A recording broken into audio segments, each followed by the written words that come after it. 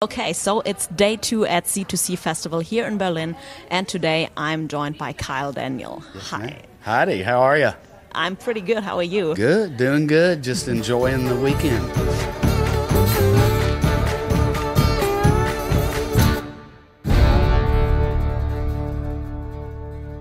So, we've already talked about you being here at C2C and getting to see all your friends back from home.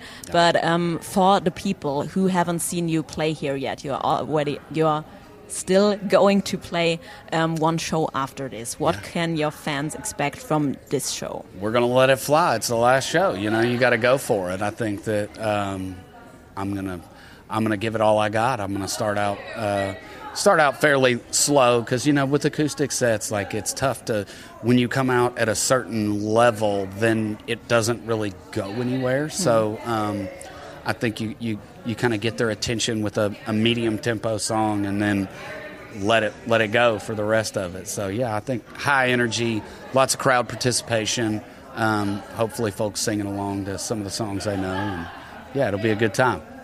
Hopefully.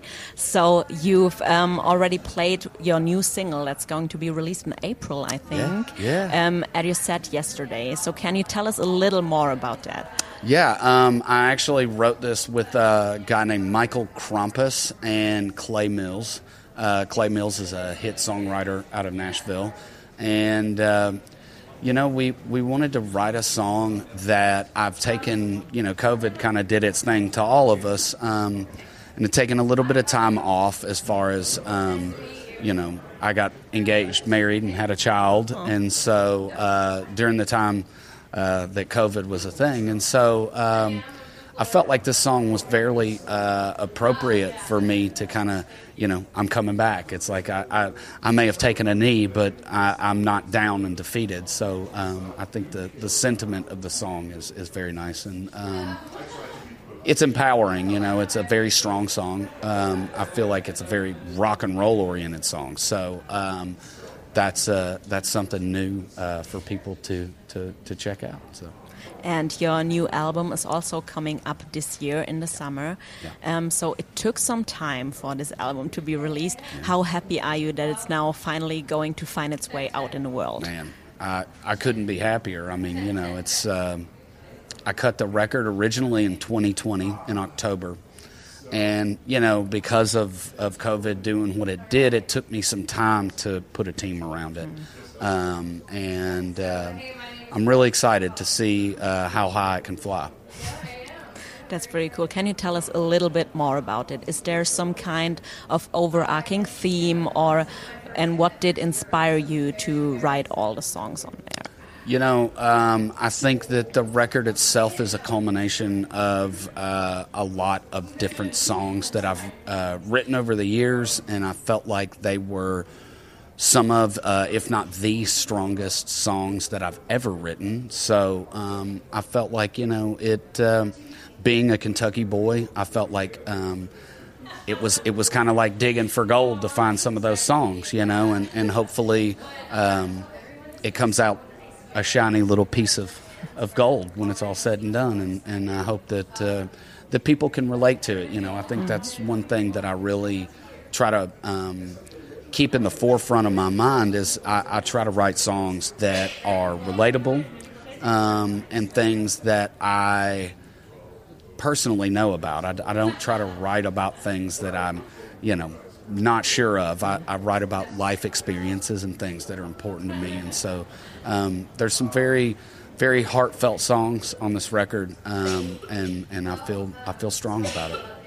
So can you take us a little bit about your songwriting process? Do you usually start with an idea for the lyrics, or do you start with the music, or is it just different every time?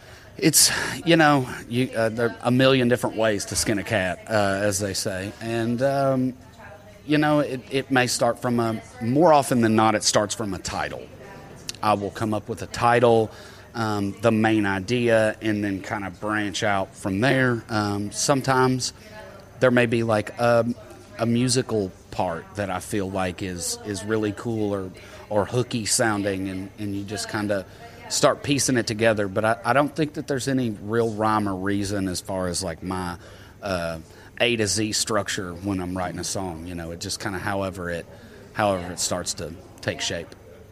So are there some artists that inspire you, that you maybe think, okay, this sounds pretty cool, I want to do something similar to that or something like that? Yeah, I actually don't listen to a lot of music, ironically, for that very reason, is that I don't want to feel like I'm, being influenced too much one way or another, or trying to like emulate someone else. I grew up a huge Allman Brothers fan, so Greg Allman was my hero. And I don't know how much more classic rock you can get than the Allman Brothers. That's they're top tier in my opinion. And Greg, I was fortunate enough to meet Greg a couple times, and that was very. It was kind of one of those like bucket list check off things in your life that you go, man. They always say don't meet your hero, but I'm sure glad that I did, because he was everything that I thought he was going to be, and everything that I wanted him to be. When I got a chance to just say, hey man, you changed my entire life. Like, thank you for what you've stood for, and the words that you've spoken, and the lyrics and songs and everything that you've done. So like it was very nice to make that connection. Very cool. That's so cool, yeah. So for the people who haven't heard your music yet, how would you describe your unique sound? I would say very Southern rock. A little bit of country, a little bit of rock and roll, a little bit of that Delta blues. I come from a blues background, so that is it's a melting pot of Southern music, It fits in the country world, it fits in the Americana world, it fits in the rock and roll world, and I'm fortunate that it's able to kind of play ball in all those different genres. That's pretty cool. Okay, so we feel like, especially at Classic Rock Radio, that in Germany, but also around the world probably, country music has become a lot more popular during this last few years than it was before. Yeah. What do you think might be some reasons for that? I think that it kind of got sparked with C2C. I think that was kind of,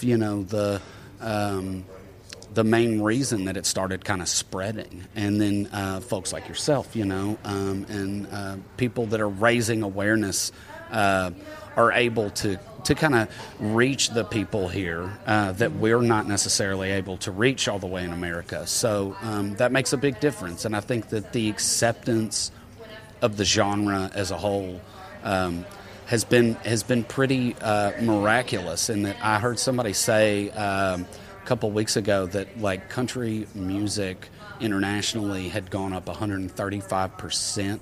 Wow. For a listening rate, whereas like rock and roll was like at 50% or something, or maybe even like 30%. I'm not sure, but I think that it's folks like yourself that are out kind of helping to spread the awareness, because once the fans hear it, they're hooked. They wear the cowboy hats, they're wearing the Wrangler jackets, and you put your cowboy boots on, and now we're all one big family. So it's really nice to see it happening. Yeah, I think so too. So I was pretty interested to read that artists like Lana Del Rey or Beyonce are now releasing country music. Yeah. What do you think of stuff like that? Artists that are known from other genres who are now playing country music. Does it feel like they're trying to jump on a bandwagon now that it's become popular, or do you think it's good? I think that you could kind of look at it a lot of different ways. I think personally, I really like the fact that they're again, I use the word awareness a lot, but I think that they're shining a spotlight on a genre that is probably not seeing a lot of those fans that listen to Beyonce are not going to listen to Chris Stapleton and things of that nature. So I feel like it's a really good thing. I feel like they're just, they're adding to the mix and raising awareness that country music can be cool again, as Lainey Wilson says. And, it's a good thing. I think I know that a lot of different country music fans and you know, enthusiasts are probably have a differing opinion about it, because I could see how they would think like, oh, well, you know, we have our country music group of people that listen to this, and then here's all these outsiders that are now coming in because of Beyonce. But, you know, I think the more the merrier. It's I think it's going to be a really good thing that we see kind of the Post Malones of the world kind of kicking doors open and introducing people to how cool country music really is. Yeah, it is. I think so too.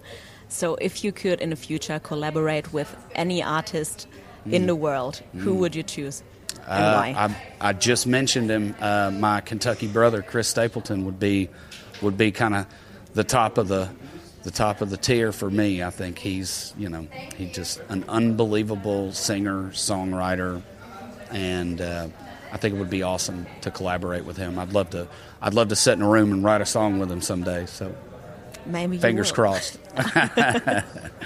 Okay, perfect. So thank you very much for talking to us today. Thank you. It was nice meeting you. Yeah, likewise. Thank you so much.